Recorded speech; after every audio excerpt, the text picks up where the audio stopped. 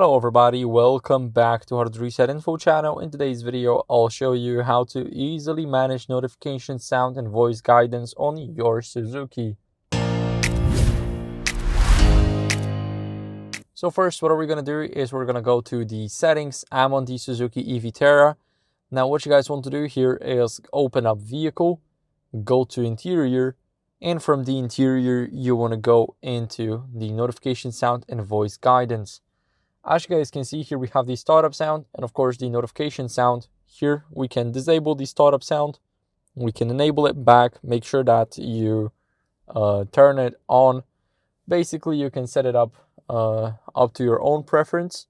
And what you guys want to do next is here you have the notification sound. You can manage it from high to low. And the best setting I found was medium. So make sure to check that out and see which setting matches your expectations. And that's it. So thank you for watching. If you enjoyed this video, then make sure to leave a like, subscription, and a comment, and I'll see you in the next one. Bye.